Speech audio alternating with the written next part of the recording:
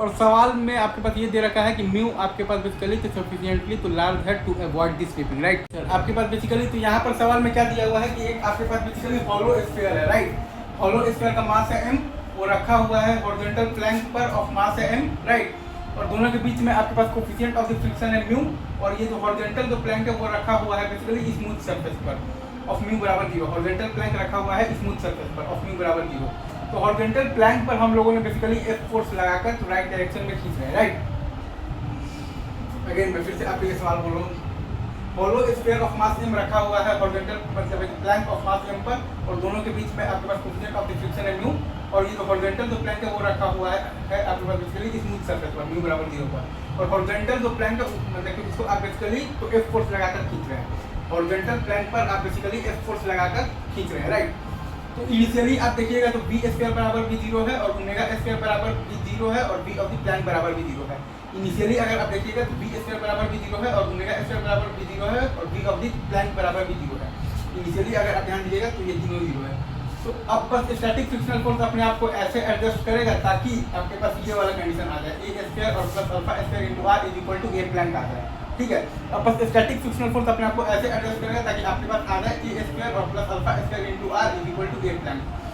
अब बस static frictional force अपने आप को ऐसे एडजस्ट करेगा ताकि आपके पास ये वाला कंडीशन आ जाए A square plus alpha square into R is equal to A plank, right. तो उसके लिए हमने बेसिकली हॉलो स्फीयर पर स्टैटिक फ्रिक्शनल फोर्स का डायरेक्शन मान लिया है बेसिकली। तो क्या मान लिया है, एफएस मान लिया है बेसिकली फॉरवर्ड डायरेक्शन में।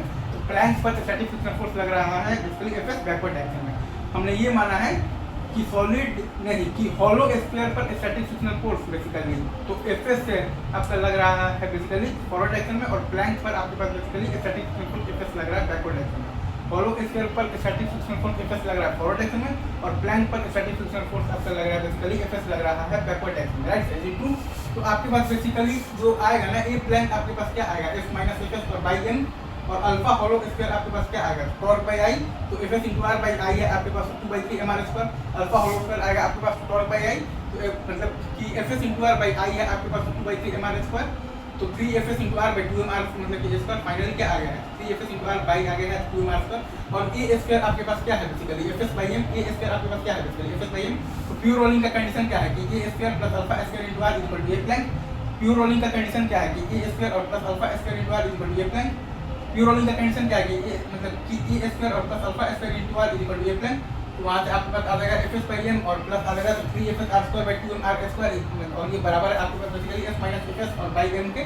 तो एफ एस का वैल्यू आपके पास ये मतलब यहाँ से आ जाएगा 2 एम एफ बाई आ जाएगा 5 एम और प्लस आ जाएगा आपके पास 2 एम आ जाएगा, right sir. Is it true? 2 M F by 5 M और प्लस आप मतलब कि आ जाएगा आपके पास 2 एम। तो जब आपके पास बेसिकली एम बराबर एम है, right sir. Is it true? तो आपके पास बेसिकली एफ एस का वैल्यू आ जाएगा 2f/7 और आपके पास ए प्लैंक आ जाएगा 5f/7m और आपके पास ए स्क्वायर आ जाएगा 2f/7m।